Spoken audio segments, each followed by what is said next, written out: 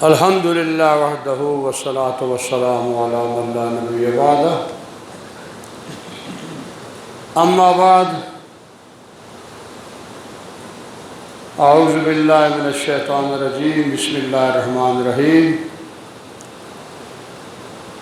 والفجر ولیال عشر والشفع والوتر واللیل اذا یسر صدق اللہ مولانا العظیم۔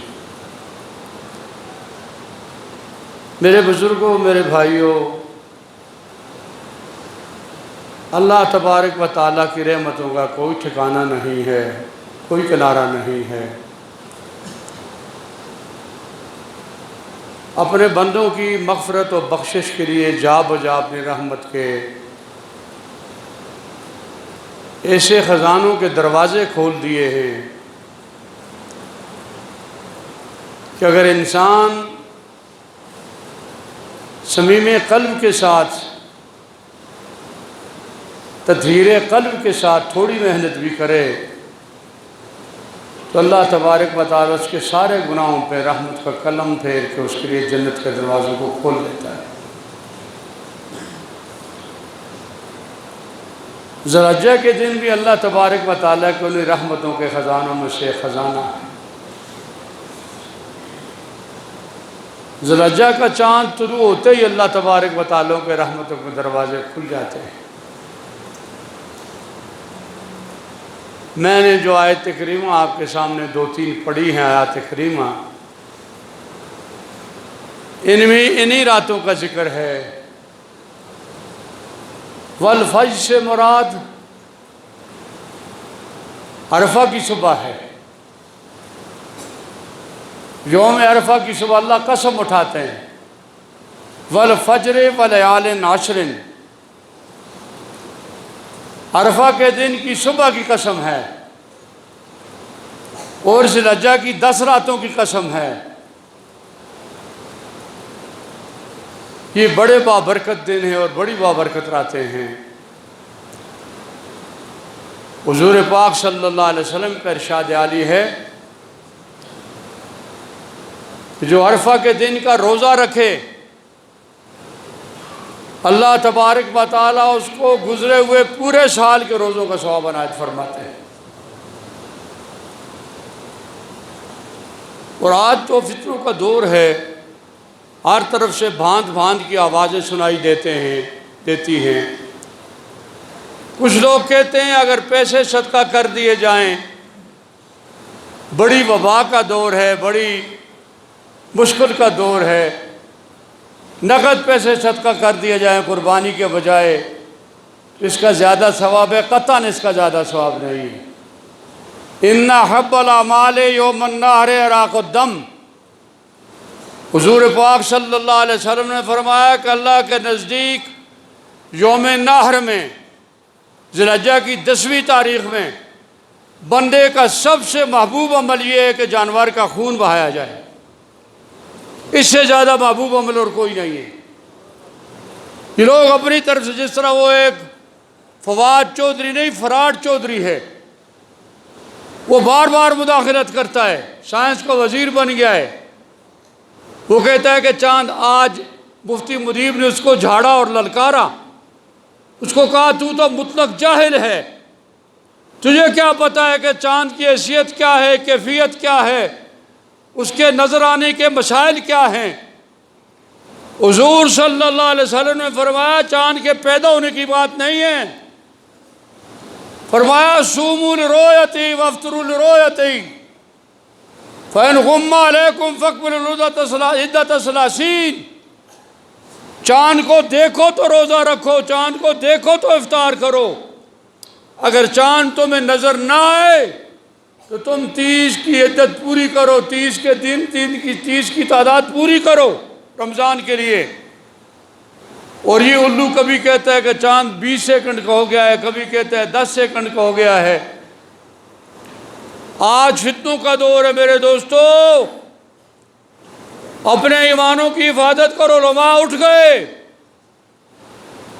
علماء خال خال رہ گئے، میں نے شاید تمہیں پہلے بھی سنایا کہ 1906 میں ایک مناظرہ ہوا، مرزائیوں نے چیلنج کیا، مرزا غلام احمد نے چیلنج کیا، اس کے دعوی نبوت کا ابتدائی دور تھا، اس نے مناظرے کا چیلنج کیا۔ حضرت مولانا محمد علی مونگیری رحمۃ اللہ علیہ، صوبہ بہار میں ان کی بہت بڑی خانقاہ تھی حضرت مولانا محمد علی مونگیری رحمۃ اللہ علیہ کی، ان کو چیلنج کیا کہ میں آپ کے ساتھ اپنی حقانیت پر مناظرہ کرنا چاہتا ہوں۔ حضرت مولانا محمد علی مونگیری رحمۃ اللہ علیہ نے اس کا چیلنج قبول کر لیا۔ قبول کیا تو انہوں نے اپنے نمائندے مقرر، اس نے بھی نمائندے مقرر کیے، انہوں نے بھی نمائندے مقرر کیے۔ اس نے اپنے نمائندے ایک حکیم نور الدین کو، جو اس کا پہلا خلیفہ بنا تھا، حکیم نور الدین کو اپنا نمائندہ مقرر کیا۔ ایک مولوی محمد علی لاہوری، جو لاہوری فرقے کا بانی تھا، اس کو مقرر کیا۔ ایک سید غلام سرور شاہ، اس کا بہت بڑا اس کا قریبی تھا، اس کو نمائندہ مقرر کیا، اور اس نے ساتھ لکھ کے دیا کہ ان کی فتح میری فتح ہوگی اور ان کی شکست میری شکست ہوگی۔ یہ لکھ کے بھیجا حضرت مولانا محمد علی مونگیری رحمۃ اللہ علیہ کے پاس خانقاہ میں۔ حضرت مولانا محمد علی مونگیری رحمۃ اللہ علیہ نے اپنی طرف سے حضرت مولانا عاشق الہی صاحب رحمۃ اللہ علیہ، جو دارالعلوم دیوبند کے تعلیم کے ناظم تھے، ناظم تعلیمات تھے، ان کو اپنا نمائندہ مقرر کیا، اور ساتھ مولانا شبیر احمد عثمانی رحمۃ اللہ علیہ کو ان کا معاون مقرر کیا، اور ساتھ انور شاہ کشمیری رحمۃ اللہ علیہ کو اپنا معاون ان کے ساتھ مقرر کیا، اور مناظرہ شروع ہوا۔ جب مناظرہ شروع ہوا تو حضرت مولانا محمد علی مونگیری رحمۃ اللہ علیہ خانقاہ کے اندر داخل ہوئے اور مصلی بچھا کے سجدے میں گر گئے، اور مناظرے کی کامیابی کے لیے دعا شروع کر دی۔ سجدے میں 3 گھنٹے مناظرہ ہوا، 3 گھنٹے۔ پھر حضرت مولانا عاشق الہی صاحب نے بیان کیا، مسلمانوں کے نمائندہ تھے وہ۔ 3 گھنٹے جب انہوں نے دلائل دیے تو 3 گھنٹے کے بعد مرزا غلام احمد قادیانی لعین کے نمائندے اپنی کرسیاں سر پہ اٹھا کے واس باختہ ہو کے بھاگ گئے میدان سے کہ ہم اس کا جواب نہیں دے سکتے۔ جب حضرت مولانا محمد علی مونگیری رحمۃ اللہ کے علیہ کو خانقاہ میں فتح کی یہ خبر پہنچائی گئی تو اس کے بعد انہوں نے سجدے سے سر اٹھایا۔ یہ لوگ تھے ہمارے اکابر۔ آج تو علماء خال رہ گئے ہیں۔ آج تو میرے دوستوں، میرے ساتھیوں، آج طرف مریدوں کا دور ہے، الہات کا دور ہے۔ آج تو علماء کے ساتھ لوگوں کا رابطہ بھی کمزور پڑ گیا ہے۔ لوگ بھی ملحدین کے پیچھے مفسدین کے پیچھے چلنے لگ گئے ہیں۔ علماء کا پیچھا نہ چھوڑو، علماء کا دامن نہ چھوڑو، علماء کی وابستگی نہ چھوڑو، اہل اللہ کی وابستگی نہ چھوڑو۔ یہ قربانی کرنی میرے دوستو، یہ واجب ہے، یہ سنت ابراہیمی ہے۔ یہ اللہ تبارک و تعالیٰ نے اس کو اپنے بندوں کی طرف سے محبوب عمل قرار دیا ہے، اور یوم النار میں فرمایا لَن يَنَالَ اللَّهَ لُحُومُهَا وَلَا دِمَاؤُهَا وَلَٰكِنَّ يَنَالُهُ التَّقْوَىٰ مِنكُمْ۔ اللہ تبارک و تعالیٰ کو تمہارے جانوروں کا خون، تمہارے جانوروں کے چمڑے اور تمہارے جانوروں کی ہڈیاں نہیں پہنچتی ہیں، تمہارے دل کا تقویٰ اور تمہارا ایمان اور اخلاص پہنچتا ہے۔ اور حضور پاک صلی اللہ علیہ وسلم سے صحابہ اکرام نے سوال کیا، یا رسول اللہ ما هذه الاضاحی، یہ قربانیاں کیا ہیں؟ تو حضور نے فرمایا سنت ابیکم ابراہیم، یہ تمہارے باپ ابراہیم کی سنت ہے۔ وما لنا فیہا یا رسول اللہ، ہمارے لیے کیا ہے یا رسول اللہ، اس میں ہمیں کیا ملے گا؟ تو حضور صلی اللہ علیہ وسلم نے فرمایا کہ اس کے بال کے بدلے، اس کے ہڈی کے بدلے، اس کے خون کے بدلے، اس کے چمڑے کے بدلے تمہیں ثواب دیا جائے گا، اور اس کی ہڈیاں، اس کا چمڑا، اس کا خون، اس کی کھال، یہ سارا قیامت کے دن نامہ اعمال میں تمہارے نیکیوں کے بدلے میں میزان میں تمہاری نیکیوں کے پلڑے میں ڈال کے تولا جائے گا۔ اور فرمایا قربانی کے جانور پلسرات پر تمہاری سواری بن کے تمہارا انتظار کریں گے۔ آج یہ کہتے ہیں کہ پیسے صدقہ کر دو، پیسہ صدقہ کرنے سے قربانی کا فرض ادا نہیں ہوگا، پیسہ صدقہ کرنے سے قربانی کا فرض ادا نہیں ہوگا۔ قربانی کا وہی عمل جو حضور پاک صلی اللہ علیہ وسلم نے خود ادا فرمایا وہی ہے۔ حضور پاک صلی اللہ علیہ وسلم نے 2 دمبے منگوائے، املخین نے، اقرنین نے، بڑے مڑے ہوئے سینگوں والے، بڑے موٹے تازے 2 دمبے منگوائے جن کی پیٹھ سفید تھی اور جن کی چھاتیاں سیاہ تھیں، بڑے خوبصورتی بیان کی گئی ان کی، بڑے خوبصورت 2 دمبے منگوائے۔ ایک کو زمین پہ لٹایا اور فرمایا بسم اللہ اللہ اکبر، اے اللہ یہ میں محمد کی طرف سے اپنے دربار میں قربانی قبول فرما۔ اس کو ذبح کرنے کے بعد دوسرے کو زمین پہ گرایا، بسم اللہ اللہ اکبر، اور فرمایا یا اللہ یہ میری امت کو ان ناداروں کی طرف سے قبول فرما جو قربانی کرنا چاہتے تھے لیکن قربانی کی استطاعت نہیں رکھتے تھے، یہ ان کی طرف سے میری قربانی قبول فرما لے۔ میرے دوستوں، میرے ساتھیوں، اتنا شفیق نبی، اتنا مہربان نبی جس نے اپنی امت کے ناداروں کی طرف سے قربانی کا فریضہ بھی ادا کیا،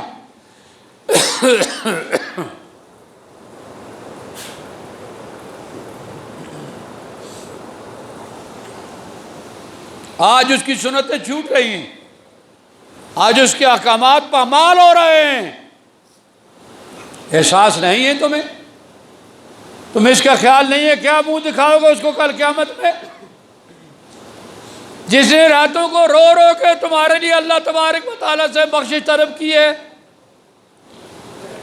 جس نے ہر وقت تمہارے لیے اللہ تبارک و تعالیٰ سے مغفرت طلب کی ہے، تم قربانی کرتے ہوئے بھی کمزور جانور تلاش کرتے ہو۔ فرمایا وَاجْتَنِبُوا الْأَوْرَاءَ وَالْأَرْجَاءَ مَقْطُوعَةُ الْأُذُنِ وَمَعْدُومَةُ الْأَسْنَانِ، قربانی کا جانور دیکھتے ہوئے کان کٹے جانور کو قربانی نہ کرو، دم کٹے جانور کو قربانی نہ کرو، جس کے دانت 3 دانت 8 دانت ہوتے ہیں، جانور کے 8 دانت، اگر 3 سے زیادہ دانت ٹوٹے ہوئے ہوں تو اس کو قربانی نہ کرو، جو لنگڑا کے چلتا ہو اس کی قربانی نہ کرو، کل ذات عیب ینقص من لحمہا واختار من ثمنہا، اور ہر اس جانور کی قربانی نہیں ہوتی جس کا گوشت کمزور ہونے کی وجہ سے کم ہو جائے، اتنا کمزور ہو کہ گوشت نہ صرف ہڈیاں ہی ہوں، اور یا اس کی قیمت کمزور ہونے کی وجہ سے کم ہو جائے، اس کی قربانی نہیں ہوتی، یا جس کے پیشاب میں خون آتا ہو اس کی قربانی نہیں ہوتی، یا اس کا سینگ ٹوٹا ہوا ہو، سینگ کا اوپر ایک تو اس کے اوپر یعنی اس کا خول ہوتا ہے، خول اترا ہوا تو کوئی بات نہیں ہے، لیکن اندر جو اس کی گابڑی ہوتی ہے وہ گابڑی اگر 2.5 سے زیادہ ٹوٹی ہوئی ہے تو اس کی قربانی نہیں ہوگی۔ ان ساری چیزوں کی احتیاط کر کے اچھا جانور، جیسا کہ میں نے تمہیں حضور کی طرف سے بشارت دی، اچھا جانور، خوبصورت جانور، محبت کے ساتھ قربانی کرو، اور قربانی کا گوشت 3 حصوں میں تقسیم کرو، مستحب یہ ہے 3 حصوں میں تقسیم کرو۔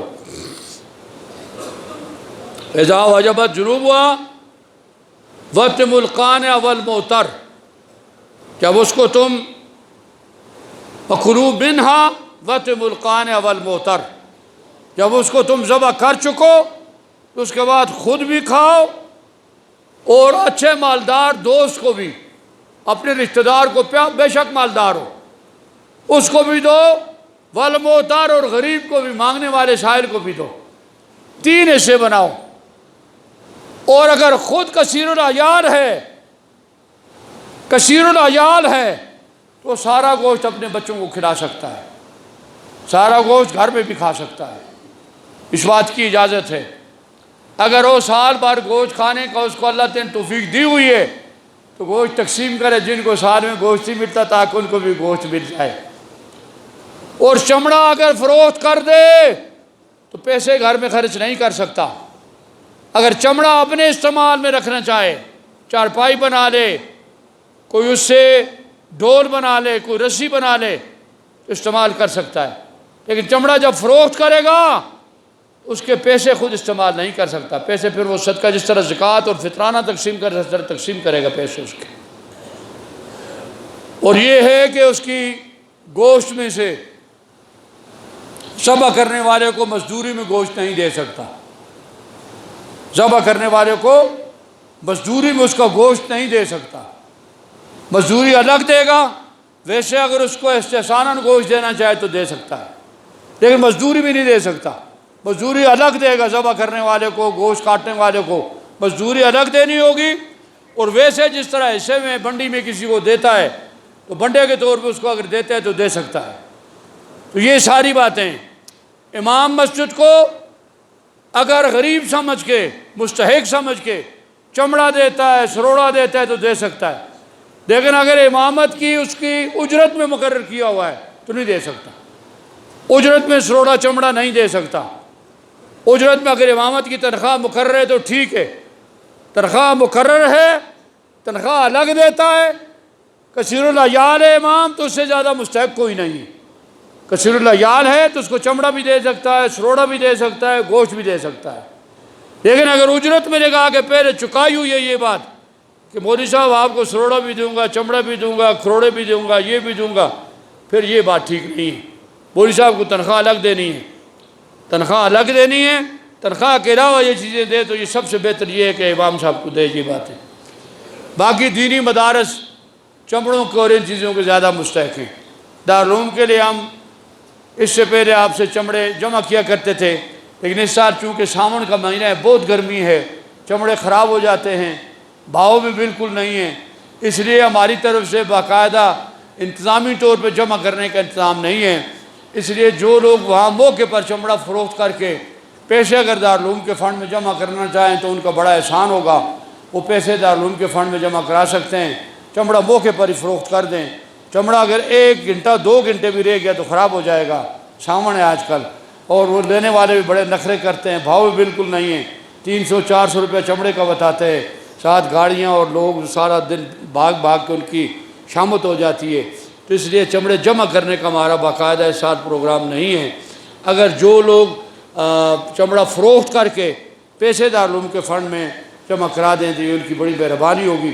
اللہ پاک ان کے مال میں، جان میں، عیال میں برکت فرمائے۔ میں یہ چٹیں پڑھ لیتا ہوں۔